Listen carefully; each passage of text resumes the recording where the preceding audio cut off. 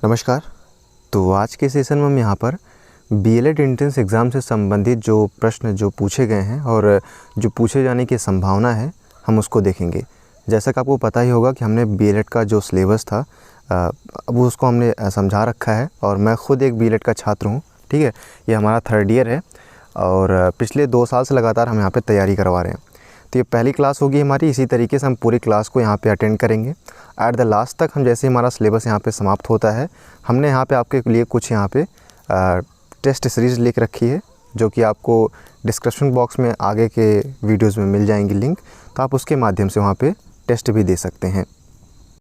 इसके साथ ही मैं बता दूँ कि इसके नीचे आपको यानी डिस्क्रिप्शन बॉक्स में आपको बुक का जो है लिंक भी मिल जाएगा। तो उस लिंक पे आप क्लिक करके जो प्रीवियस ईयर के क्वेश्चंस पेपर हैं उसको भी सॉल्व कर सकते हैं और पूरे पैटर्न को समझ सकते हैं। ठीक है, ये हालांकि कहीं अवेलेबल नहीं था, मैंने काफ़ी मेहनत करने के बाद वहाँ पे मुझे अवेलेबल हुआ है, तो आपको लिंक वहाँ पे नीचे दे दिया गया है। तो आप उसको डायरेक्टली वहाँ पे आप डाउनलोड करके जो भी पेमेंट होगा 10-12 रुपये, हालांकि बुक जब आप ख़रीदने जाएंगे तो वो 300 की मिलेगी और वही बुक आपको यहाँ पे लिंक के माध्यम से जब आप यहाँ पे ख़रीदेंगे तो 15-16 रुपये की जो भी इसकी फ़ीस होगी आप उसको पेमेंट करके बुक को पूरी पढ़ लीजिएगा। लास्ट में उसमें टेस्ट सीरीज़ भी दिया गया है, उसको भी आप वहाँ पे सॉल्व कर सकते हैं। आइए देखते हैं, हमारा पहला क्वेश्चन है यहाँ पे ज्योग्राफी से संबंधित पूरे जितने भी क्वेश्चन पूछे गए हैं या जितने पूछे जाने की संभावना है उन सभी को देख लेते हैं। पहला क्वेश्चन हमारा निम्नलिखित संघ शासित क्षेत्रों में से सबसे छोटा यानी क्षेत्रफल में कौन सा है। तो यहाँ पे संघ शासित क्षेत्र दिए गए हैं, क्षेत्रफल के हिसाब से सबसे छोटा जो क्षेत्र है वो है लक्षद्वीप महाद्वीप। दूसरा हमारा प्रश्न है कि सुंदरवन या मैंग्रोव वन कहाँ पाए जाते हैं। आपके ऑप्शंस आप यहाँ पे पढ़ सकते हैं, कच्छ प्रायद्वीप, पश्चिमी घाट, कोंकण तट या फिर डेल्टाई पश्चिमी बंगाल।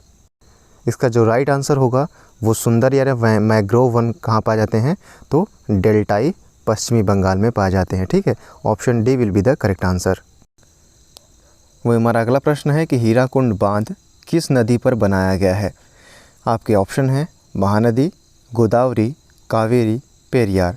इसका जो करेक्ट आंसर होगा वो होगा महानदी। ठीक है, तो हीराकुंड बांध महानदी पर बनाया गया है।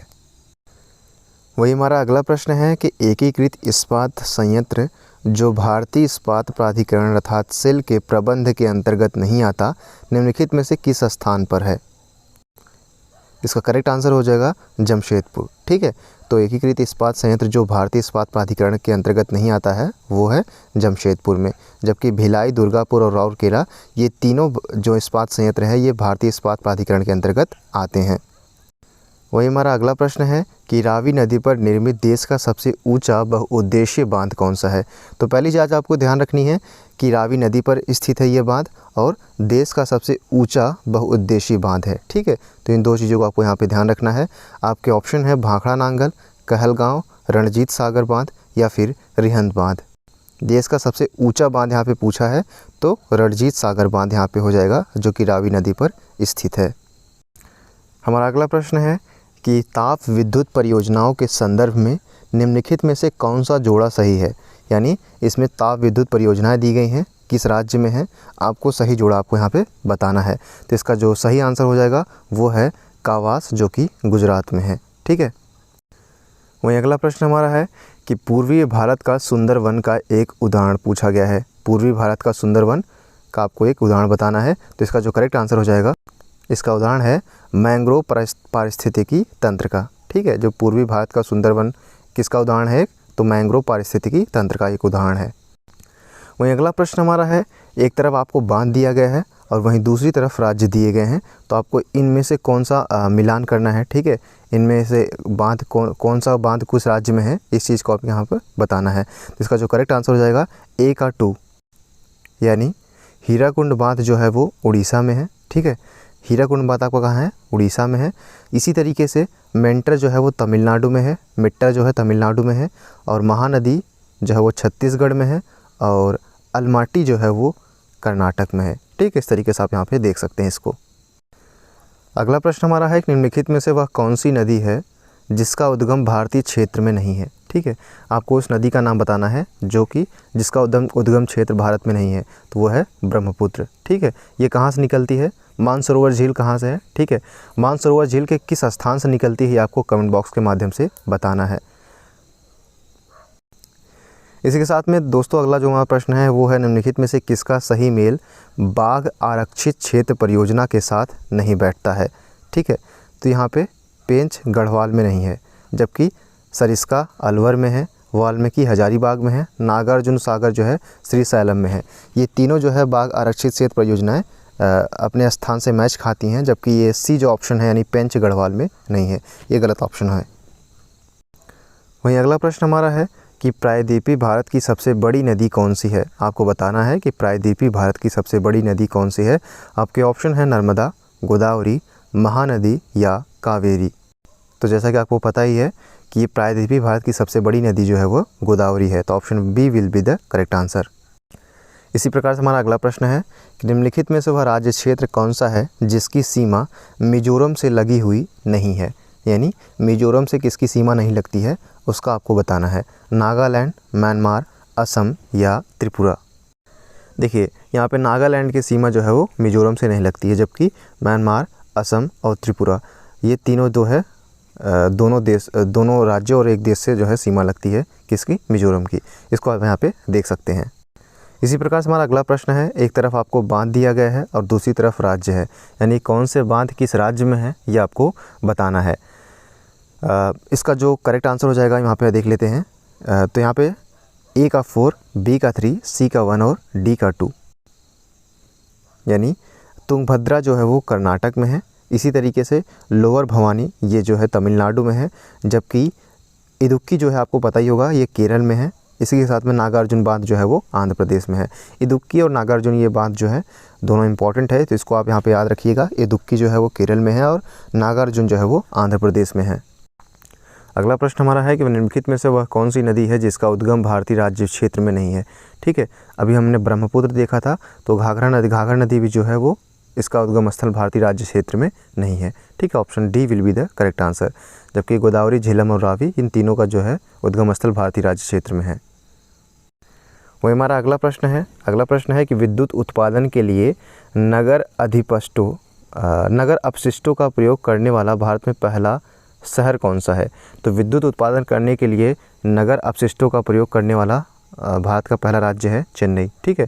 जो भी अपशिष्ट होते हैं उन्हीं से विद्युत यहाँ पे बनाया जा रहा है चेन्नई में, ठीक है।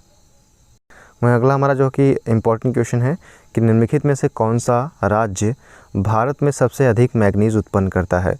आपके ऑप्शन हैं मध्य प्रदेश, आंध्र प्रदेश, उत्तर प्रदेश या उड़ीसा। तो आपको पता ही होगा कि खदानें दानें जो है अधिकतर मध्य प्रदेश में होती हैं, तो इसका जो आंसर हो जाएगा सही वो है मध्य प्रदेश। यानी सबसे ज़्यादा मैग्नीज कहाँ पे उत्पन्न होता है या फिर निकाला जाता है, तो वो मध्य प्रदेश में। इसी प्रकार से हमारा अगला प्रश्न है कि भारत का सबसे पहला तट आधारित आधुनिक एकीकृत इस्पात संयंत्र कहाँ पर स्थित है। क्या है कि भारत का सबसे पहला तट आधारित आधुनिक एकीकृत इस्पात संयंत्र आपसे पूछा गया है, कहाँ पे है। तो ये आपका विशाखापत्तनम में है, ठीक है। ऑप्शन डी आपका सही हो जाएगा। इसी प्रकार से हमारा अगला प्रश्न है कि बांधों और उन नदियों के जोड़े जिन पर वे बने हैं, आपको इसको यहाँ पे मिलान करना है। देखिए उकाई जो है ये ताप्ती नदी पर बना है, ठीक है। इसी तरीके से राणा प्रताप सागर ये जो है चंबल नदी पर बना है बांध, और थीन जो है वो रावी नदी पर बना है, जबकि हीराकुंड महानदी पर बना है। इस तरीके से आप यहाँ पे मिलान कर सकते हैं। अगला यहाँ पे आपसे पूछा गया है कि गुजरात जो है वो भारत में नमक का सबसे बड़ा उत्पादक है, क्यों। रीज़न आपको यहाँ पे बताना है। तो इसका जो रीज़न हो जाएगा वो है क्योंकि उसके पास विस्तृत शुष्क तट है, ठीक है। क्यों, क्योंकि उसके पास विस्तृत शुष्क तट है। इसी प्रकार से हमारा अगला प्रश्न है कि निम्नलिखित में से कौन सा जोड़ा गलत बनाया गया है, ठीक है। आपको गलत यहाँ पे छांटना है। कोयना परियोजना महाराष्ट्र में है, सारावती परियोजना कर्नाटक में, या बाली मेला परियोजना उड़ीसा में बताया गया है, और सबरीगिरी परियोजना गुजरात में बताया गया है। यहाँ पे आपका ऑप्शन जो है सबरीगिरी परियोजना गुजरात में नहीं होगा, ठीक है, इसलिए यहाँ पे ऑप्शन डी सही हो जाता है।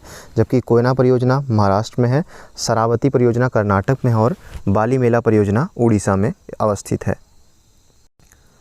अगला हमारा प्रश्न है कि दामोदर नदी को बंगाल का शोक कहा जाता है, क्यों।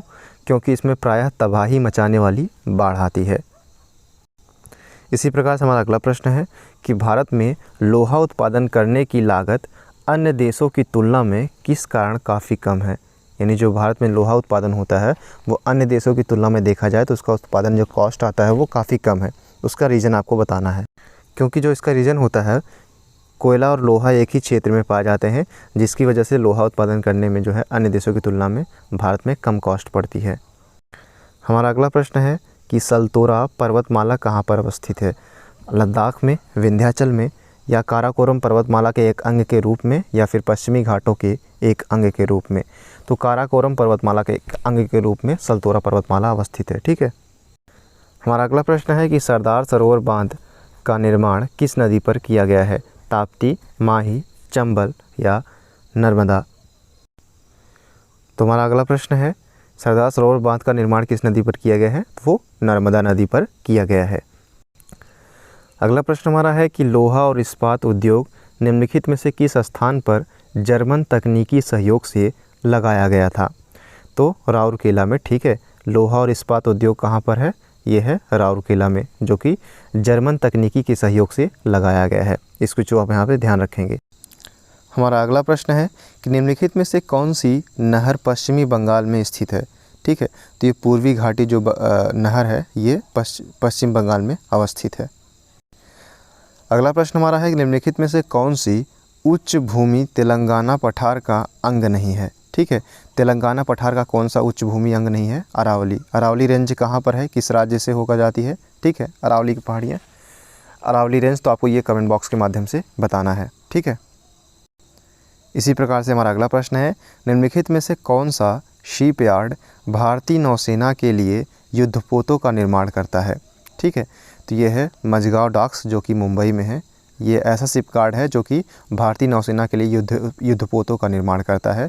ये कौन सा है, मझगांव डॉक्स, जो कि मुंबई में अवस्थित है।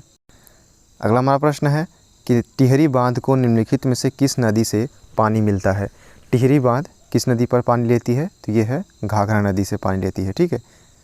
अब आपको बताना है कमेंट बॉक्स में टिहरी बांध किस नदी पर अवस्थित है। ये आपको कमेंट बॉक्स के माध्यम से बताना है। आई होप कि जितने हमने क्वेश्चन पूछे हैं उसका जो है आंसर भी आप यहाँ पे देते चलेंगे। इसी प्रकार से हमारा अगला प्रश्न है कि गंगा नहर किस राज्य को सींचती है। उत्तर प्रदेश, बिहार, पश्चिम बंगाल या राजस्थान। तो आपको पता ही होगा कि उत्तर प्रदेश को जो है गंगा नहर सींचती हुई चलती है। वहीं अगला प्रश्न हमारा है कि भारत और पाकिस्तान के बीच 1960 की सिंधु जल संधि के अंतर्गत भारत और पाकिस्तान को क्रमशः कौन सी नदियाँ दी गई थी। ठीक है। तो भारत को दी गई थी सतलज, ब्यास, रावी, जबकि पाकिस्तान को झेलम, चिनाब और सिंधु नदियाँ दी गई थी। ठीक है। अगला जो कि काफ़ी इंपॉर्टेंट क्वेश्चन है कि निम्नलिखित में से कौन सा बांध विश्व का उच्चतम गुरुत्वीय बांध है। यहाँ पे आपको फोकस करना है, गुरुत्वीय बांध आपसे पूछा है। तो विश्व का सबसे उच्चतम गुरुत्वीय बांध आपसे पूछा है तो ये है भाखड़ा बांध। ठीक है। तो कौन सा विश्व का सबसे उच्चतम गुरुत्वीय बांध है, वो है भाखड़ा बांध। अगला हमारा प्रश्न है कि भारत में सिंचाई की सबसे लंबी नहर का क्या नाम है। भारत में सिंचाई की सबसे लंबी नहर का नाम है इंदिरा गांधी नहर। ठीक है। तो ऑप्शन सी हमारा सही हो जाएगा। अगला हमारा मिलान का है। एक तरफ आपको बांध दिए गए हैं और दूसरा तरफ राज्य है, आपको मिलाना है। ठीक है। देखिए ये काफ़ी इंपॉर्टेंट है। बांदीपुर नेशनल पार्क जो कि कर्नाटक में है। ठीक है। बांदीपुर नेशनल पार्क आपका कर्नाटक में है। इसी तरीके से गिर नेशनल पार्क ये आपका गुजरात में है। ग से गिर, ग से गुजरात हो जाएगा। ठीक है। और मानस जो है वो आपका असम में है। और जो है रोहला नेशनल पार्क ये आपका हिमाचल प्रदेश में है। ठीक है। एक बार फिर से देख लेते हैं। बांदीपुर नेशनल पार्क आपको कर्नाटक में है। गिर नेशनल पार्क ग से है, तो गिर नेशनल पार्क आपका गुजरात में है। मानस विहार आपका असम में है। और रोहला नेशनल पार्क जो कि आपका हिमाचल प्रदेश में है। इसको आप यहाँ पे देख लीजिएगा। इसी प्रकार से आपको यहाँ पे कथन दिए गए थे। कथन को आपको सही छांटना था। तो सही कथन जो कोडरमा की पहाड़ियों में जो है अभ्रक पाई जाती है। ठीक है। तो इस तरीके से आप यहाँ पे देख सकते हैं। कोडरमा, धारवाड़, कुडप्पा, अरावली। ठीक है। तो कोडरमा और कुडप्पा ये किस राज्य में है अवस्थित है, ये आपको कमेंट बॉक्स के माध्यम से बताना है। अगला आपको सही सुमेलित वाला ऑप्शन यहाँ आपको दिया गया है। निम्नलिखित में से कौन सा जोड़ा सही सुमेलित है। ठीक है।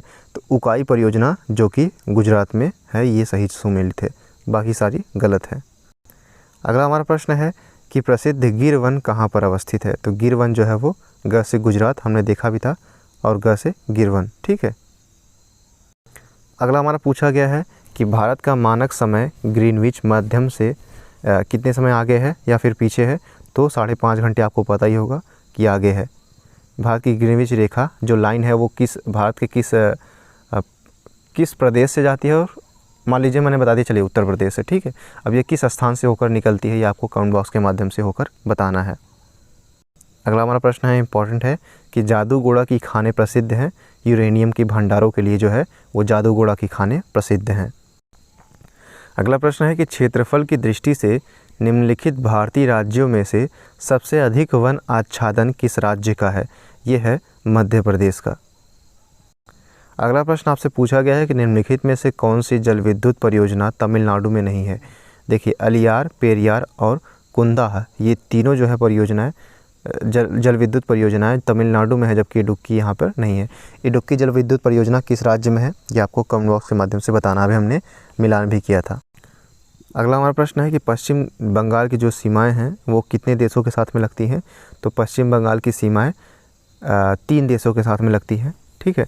ये आपको बताना है कौन कौन से देश हैं, बांग्लादेश, म्यांमार और तीसरा देश कौन सा है ये आपको बताना है कमेंट बॉक्स के माध्यम से। अगला हमारा प्रश्न है कि नाथपा झाकरी विद्युत परियोजना कहाँ पर अवस्थित है। तो नाथपा झाकरी परियोजना जो है वो हिमाचल प्रदेश में अवस्थित है। देखिए, इस तरीके से क्वेश्चन जो है पूछे गए हैं, तो इन किसी भी प्रश्न को आप यहाँ पे छोड़िएगा नहीं। ये हमारा पहला पार्ट है। दूसरे पार्ट में हम तीसरे पार्ट, 4 पार्ट, 5 पार्ट, ठीक इस तरीके से पार्ट वाइज लेके आएंगे, और प्रत्येक पार्ट में जो है 50-50 क्वेश्चन होंगे। तो हम यहाँ पे करके 1000 अप्रॉक्सीमेटली, क्योंकि हम यहाँ पे भूगोल से एक भी क्वेश्चन नहीं छोड़ने वाला है। इसके बाद हमारा हिस्ट्री का होगा, फिर इसके बाद मॉडर्न हिस्ट्री के बाद में जितने भी हमारे सब्जेक्ट करंट अफेयर्स के बढ़ेंगे हम उसको यहाँ पे देखते हुए आगे बढ़ेंगे। ठीक है। यहाँ पे हम एक भी प्रश्न यहाँ पे छोड़ने वाले नहीं हैं। अगला हमारा प्रश्न है कि अंकलेश्वर और कलोल 2 तेल क्षेत्र कहाँ पर अवस्थित है। तो गुजरात में है। ठीक है, अंकलेश्वर और कलोल। इसी प्रकार हमारा एक तरफ नदी दिया गया है, एक तरफ बांध दिया गया है और दूसरी तरफ नदियाँ दी गई हैं। आपको इसमें से मिलान करना है। तो यहाँ पे हम मिलान कर लेते हैं। पहला है जो कि गांधी सागर है, ये है आपका चंबल में। ठीक है, चंबल नदी पर स्थित है। दूसरा है आपका जैकवाड़ी जो कि आपका है गोदावरी में, और तीसरा है आपका नागार्जुन जो कि आपका है कृष्णा नदी पर। चौथा है आपका टेहरी जो कि है आपका भागीरथी नदी पर अवस्थित है। ठीक है, एक बार फिर से देख लेते हैं। गांधी सागर जो कि आपका चंबल नदी पर है, जैकवाड़ी जो कि आपका है गोदावरी पर, नागार्जुन जो कि आपका है कृष्णा नदी पर, और टेहरी बांध परियोजना जो कि आपका है कहाँ पे, भागीरथी पर। तो अप्रॉक्स हमने 50 क्वेश्चन यहाँ पे कर लिए हैं। आई होप आपको क्वेश्चन जो है समझ में आए होंगे और सही भी लगे होंगे। तो डेफिनेटली हम अगला सेशन जो है जल्द ही लाएंगे, और इसी तरीके से हमारा 4-5 सेशन के बाद हमारा अगला जो होगा टॉपिक हम उसको भी यहाँ पे कवर करते हुए इसके बाद एट द लास्ट में आपको टेस्ट सीरीज़ मिल जाएगी। लेकिन अगर आपको अभी सारी चीज़ें तैयारी खुद से भी एक बार कर लीजिए। ठीक है, क्योंकि पूरी बुक आपको जो है अवेलेबल हो जाती है, तो उसको डाउनलोड कीजिए, उसके माध्यम से पढ़ाई कीजिए, जिसका लिंक मैं आपको वीडियो को डिस्क्रिप्शन बॉक्स में दे दूँगा। उस लिंक से आप उसको डाउनलोड कर सकते हैं। अगर ऑफलाइन लेना चाहें तो आप मार्केट से परचेज़ भी कर सकते हैं। So thank you so much, keep loving, keep supporting and keep stay with us. Thank you so much.